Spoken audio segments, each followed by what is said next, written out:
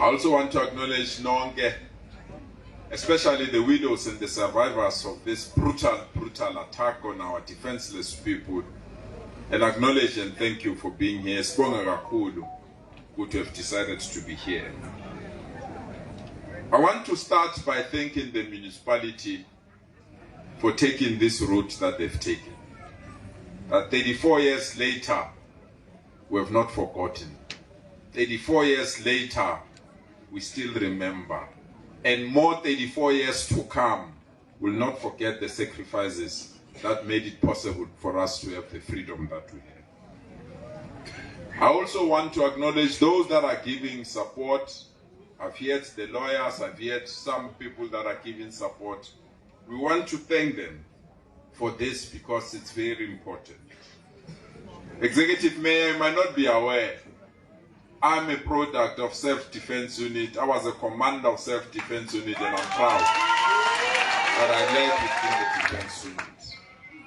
And I want to say to people of Daveyton today, there may be many events, there may be many activities, but there are two events that shape and sharpened Daveyton or effort.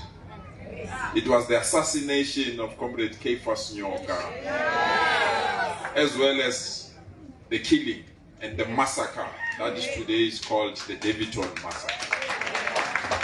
Those two events shaped and confirmed the following issues.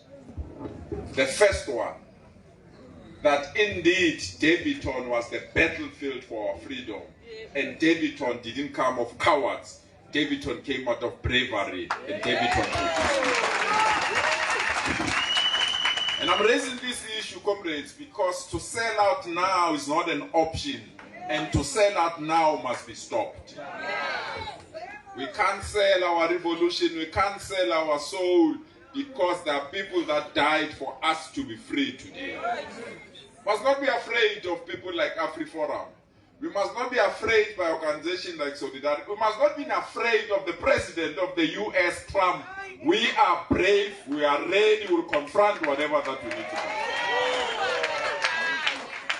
We cannot be threatened in our own country, and we cannot tolerate those that think they can bring back racism. Racism was defeated, and racism will be defeated, and anyone that wants to bring racism back, we are ready to confront those people. We are the children of Krisani. We are the children of Henry Kwala. We are children of Winnie Mandela. We are children of John Mudise. Sengai Susa no my name. We are not going to be intimidated by anyone. Our freedom was not free. There is blood to demonstrate that our freedom was not free. Our freedom was not free. There are bodies that can be counted to demonstrate that we paid the ultimate price. Our freedom was not free. There are injuries that we can demonstrate that there are people that got injured to liberate this country. And no one therefore must threaten us about our freedom, and no one must threaten us about bringing back racism, and no one must threaten us of taking back the country that belongs to all of us. Our minds are clear. What belongs to us we have not achieved, and what belongs to us must come back. And what belongs to us is nothing else but our land. Umhlaba bokhokho bethu belongs to us, and it must come back, and we must not retreat on this mission. We must not retreat on this mission. We might have been free, but we need that economic freedom. We might have been free. Our freedom doesn't mean that we must be poor in our own country. We might have been free. Our freedom does not mean young people must be unemployed in their own country. We might have been free. It does not mean our people must not have houses in their own country. We might have been free, but no one must retreat and take our freedom back.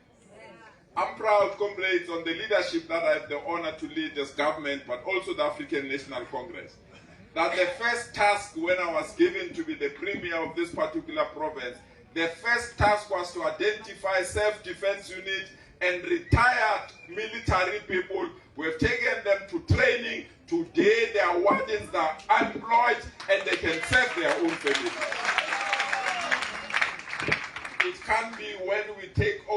position forget those that made us to be who we are. It can't be when we occupy influential position and forget those that have sacrificed for us to occupy those positions.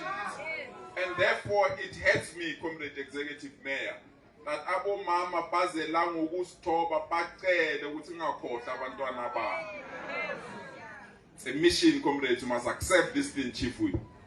We must accept what abo mama bacelayo, that their children must be taken care of, because they are children of bravery, they are children of warriors, they are children of people that have defended us, and their children must be taken care of.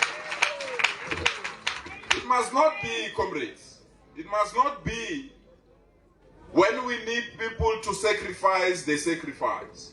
When we need people to do door to door, they do door to door.